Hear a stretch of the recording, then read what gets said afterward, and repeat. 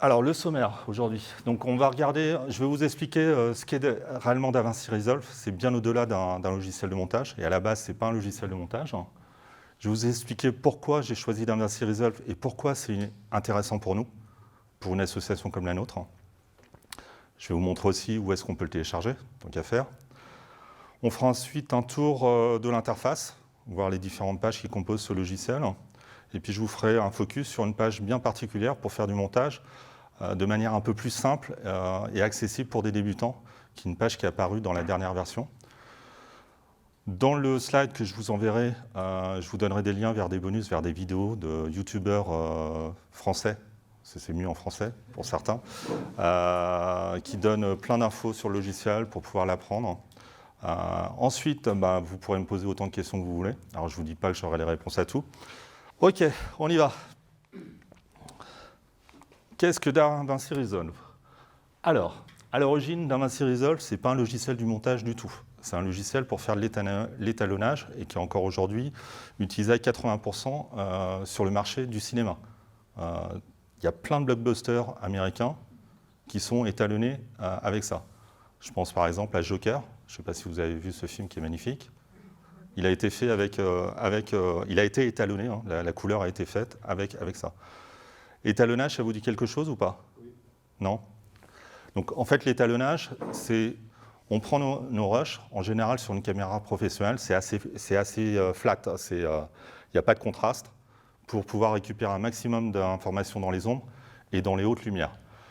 Donc ce qui est fait à partir de ce logiciel-là, c'est qu'on va rééquilibrer les couleurs, on va corriger toute la couleur au niveau de ces logiciels-là. Ensuite, ce qu'on fait de plus en plus, c'est qu'on donne un look un peu particulier au film.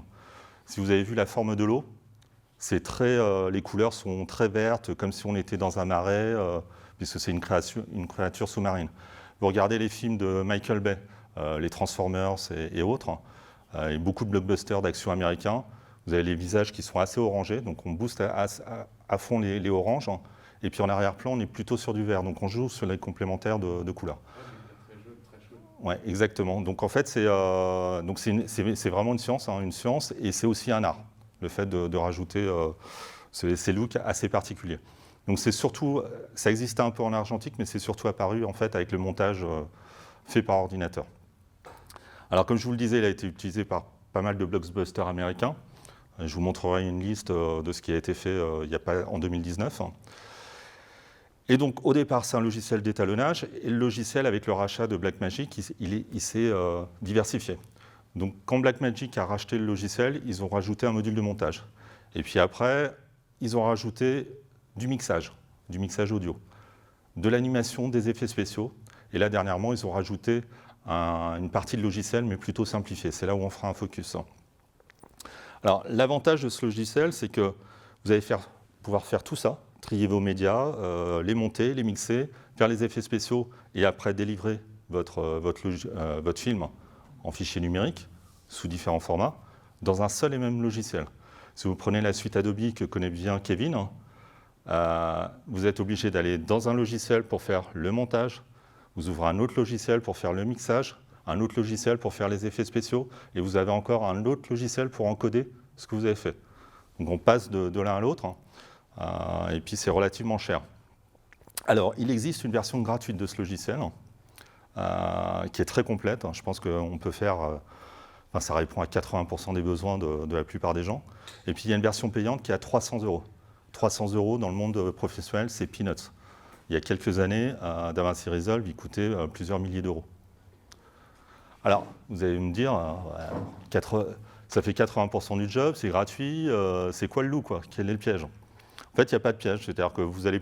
Alors, effectivement, il y a des fonctions que vous n'avez pas retrouvées, par exemple la réduction de bruit, certains effets, mais la manière dont fonctionne Blackmagic, c'est plutôt en fait un Apple. Blackmagic, ils font surtout du matériel, ils font des caméras, ils font plein de matériel pour la TV, ils font aussi des accessoires spécifiques pour ce logiciel. C'est-à-dire quand vous faites du montage, vous avez des gros pupitres avec des boutons de partout, des molettes, pour pouvoir gérer plus facilement votre montage. Là, le dernier module qu'ils ont sorti, qui est censé simplifier en fait le montage, vous avez un clavier qui vaut 1000 balles, quoi. Fairlight, qui est le montage, le mixage, c'est des grandes consoles. qui sont grandes comme les 2 tables, hein, comme on peut voir dans les studios d'enregistrement, ça vaut entre 30 000 et 50 000 euros. Voilà. Donc c'est vraiment là-dessus qu'ils gagnent de l'argent.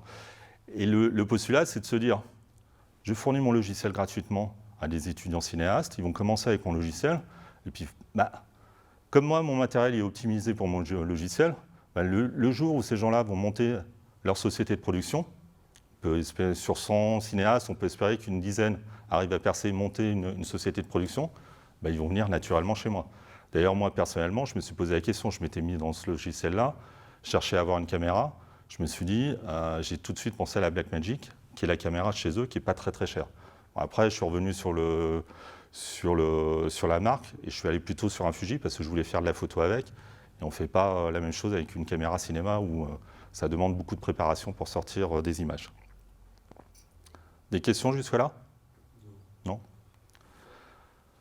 Alors, quelques extraits de films qui ont été faits avec, étalonnés avec, pour la plupart étalonnés avec DaVinci Resolve. Donc, je ne sais pas si vous avez vu certains des films. En bas à gauche, c'est quoi? Et en haut à gauche, c'est quoi? Alors, là, il y a John Wick, on a Dark Phoenix, Rocketman, il y a un travail magnifique qui a été fait là-dessus.